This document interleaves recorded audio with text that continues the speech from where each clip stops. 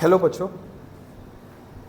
इस क्लास से हम क्या कहते हैं क्लास 12th भी शुरू करने जा रहे हैं। क्लास 12th की भी अकाउंटेंसी हम साथ साथ करेंगे। क्लास 12th में बहुत बेसिक से कॉन्सेप्ट्स हैं। अगर आपका बेसिक क्लियर होता है, आपका real nominal personal account clear है, आपका फाइनल अकाउंट क्लियर है। फाइनल अकाउंट में हम दो चीज़ें प्रिपेयर करते हैं। एक हम trading and profit and loss account बनाते हैं, दूसरा हम बनाते हैं बैलेंस शीट। तो अगर आपका ये पोर्शन बहुत अच्छा है, आप क्लास 11th में इसको बहुत अच्छे से करके आए हो, तो फिर आपको पूरे क्लास 12th में कहीं प्रॉब्लम नहीं होगी। तो क्लास 12th में अकाउंटेंसी आपको बहुत अच्छे से समझ में आए, इसके लिए आपको क्लास 11th की फिनेंशियल स्टेटमेंट बहुत अच्छी करनी पड़ेगी। ठीक है, तो उसी चीज़ को हम थोड़ा सा बताते हुए हम आपकी क्लास शुरू करते हैं। तो सर क्या कहते हैं, यहाँ पे क्या करना है? यहाँ पे क्लास 12th चल रहा है पहली बात तो, और हम बात करेंगे अकाउंटेंसी की, क्लास 12th की अकाउंटेंसी। तो इसमें क्या होता है, यहाँ पे अकाउंट्स के 3 rules: real account, personal account and nominal account. थोड़ा सा अगर हम फिनेंशियल स्टेटमेंट आपका रिवाइज करवाएं, तो फिनेंशियल स्टेटमेंट अगर हम बनाते हैं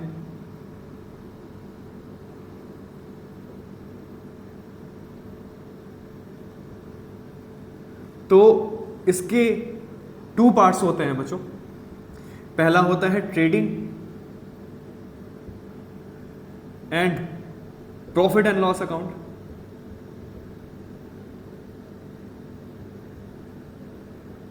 और सर इसी का दूसरा पार्ट होता है बैलेंस शीट। अब अगर आपने फाइनल अकाउंट्स देखे तो आपको यह भी पता होगा कि trading and profit and loss account बना करके कंपनी या बिजनेस अपना प्रॉफिट या लॉस पता करता है। अगर वो बैलेंस शीट बनाता है तो बैलेंस शीट से कंपनी या बिजनेस को यह पता चलता है कि उसकी फिनेंशियल पोजीशन कैसी है। फिनेंशियल पोजीशन का मतलब आपके पास असेट्स ज़्यादा हैं या लाइबिलिटीज़ ज़्यादा हैं। तो इस तरह से कहीं ना कहीं हम प्रिपेयर करते हैं ये सारी चीज़ें जानने के लिए।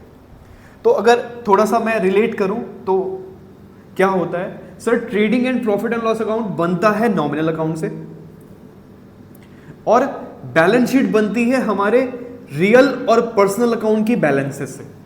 यानी कि रियल और पर्सनल अकाउंट के जो भी बैलेंसेस हैं उनसे हमारी बैलेंस शीट तैयार होती है, और जो हमारा नॉमिनल अकाउंट है उससे हमारा trading and profit and loss account बनता है। ठीक, तो अब क्योंकि हम 12th में शुरू करेंगे पार्टनरशिप, हमें पार्टनरशिप अकाउंटिंग पढ़नी है।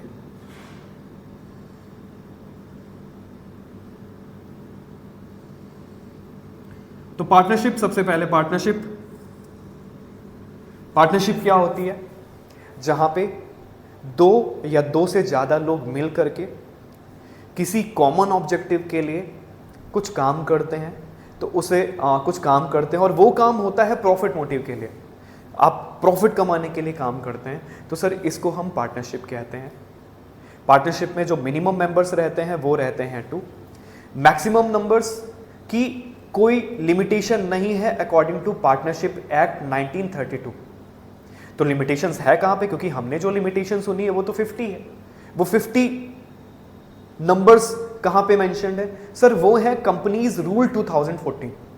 एक्चुअली कंपनीज एक्ट 2013 है, उसी में अगर हमें कुछ रूल ऐड करने हैं तो उसके लिए हमने 2014 में कंपनीज रूल पास किया।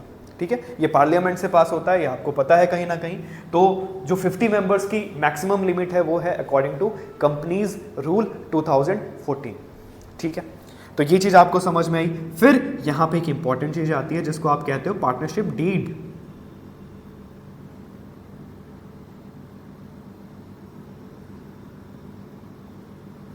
इसको आप कहते हो partnership deed. Partnership deed sir ये रिटर्न हो सकती है,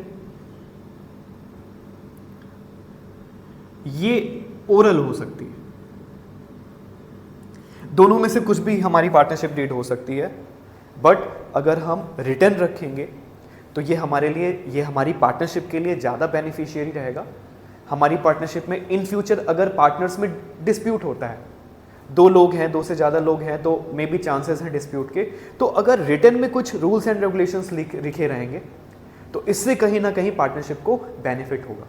तो इसी वजह से ज़्यादातर जो रिकमेंडेशन रहती है वो यही रहती है कि पार्टनरशिप डीड आप अपनी रिटर्न में बनाओ। पार्टनरशिप डीड में होता क्या है सर, यहाँ पे जो भी फर्म में, जो भी पार्टनरशिप फर्म में रूल्स एंड रेगुलेशंस अप्लाई होंगे वो मेंशन होते हैं, ठीक है। उन्हीं के बेसिस पे हम कहीं ना कहीं अपनी पार्टनरशिप को रन कराते हैं। तो क्योंकि हमें पार्टनरशिप अकाउंटिंग पढ़नी है तो हम इसमें ज़्यादा टाइम ना करते लगाते हुए हम सीधा चलते हैं पार्टनरशिप अकाउंटिंग। तो पार्टनरशिप अकाउंटिंग बिजनेस कैसा भी हो, पार्टनरशिप हो, सोल प्रोप्राइटर हो, कंपनी हो, कोऑपरेटिव सोसाइटीज हो, कुछ भी हो, जब भी वो अकाउंटिंग करती हैं तो प्रॉफिट या लॉस के लिए ट्रेडिंग प्रॉफिट एंड लॉस बनाती हैं और फाइनेंशियल पोजीशन के लिए बैलेंस शीट तैयार करती हैं। तो आप कहीं ना कहीं trading profit and loss account पढ़ा है, तो trading and profit and loss account, वहां से हमें प्रॉफिट मिलेगा। प्रॉफिट इफ यू रिमेंबर, वो प्रॉफिट आपका नेट प्रॉफिट या नेट लॉस होता था। फिर उस नेट प्रॉफिट या नेट लॉस को हम कंपनी की बैलेंस शीट में लेकर के जाते थे, बैलेंस शीट में कैपिटल साइड में हम उस प्रॉफिट को ऐड करते थे। ये काम हम कब करते थे, ये काम हम बचपन में यानी कि 11th में करते थे। अभी हम थोड़ा सा बड़े हो गए, थोड़ा सा लिटिल बिट बड़े हो गए, तो अब हमें क्या करना है भैया, अब हमें trading and profit and loss account से प्रॉफिट निकालना है और उस प्रॉफिट को हमें अपने पार्टनर्स को डिस्ट्रीब्यूट करना है। पार्टनर्स एक नहीं है, 2 हैं या 2 से ज्यादा हैं।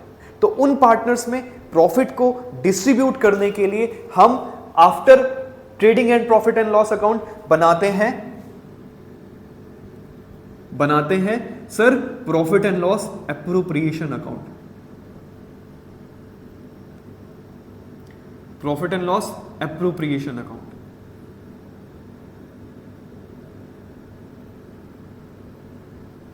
Profit and loss appropriation, appropriation means बंटवारा, हिंदी में इसको बंटवारा कहते हैं।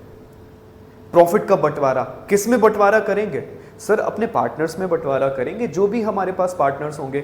सपोज करते हैं हम अपने एग्जांपल में हमारे पास 2 पार्टनर्स हैं, वो पार्टनर्स हैं ए और बी। तो जो भी प्रॉफिट हमें प्रॉफिट एंड लॉस अकाउंट से होगा, उस प्रॉफिट को डिस्ट्रीब्यूट करने के लिए हम प्रिपेयर करते हैं profit and loss appropriation account, ठीक है। प्रॉफिट एंड लॉस एप्रोप्रिएशन, अब क्या क्या बांटेंगे भैया हम ए और बी में, अपने पार्टनर्स में हम क्या क्या बांटेंगे। तो पार्टनर्स को हम इंटरेस्ट ऑन कैपिटल देते हैं, पार्टनर्स को हम इंटरेस्ट ऑन कैपिटल देते हैं, पार्टनर्स को हम कमीशन देते हैं। इसको मैं लिखता हूं commission to partners.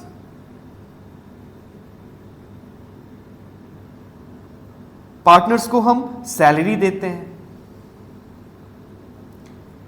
Salary to partners. भैया पार्टनर से हम कुछ लेते भी हैं, हम क्या लेते हैं, हम उनकी ड्राइंग अगर उन्होंने की है तो हम उनकी ड्राइंग से लेते हैं इंटरेस्ट, तो इसको आप कहते हो इंटरेस्ट ऑन ड्राइंग।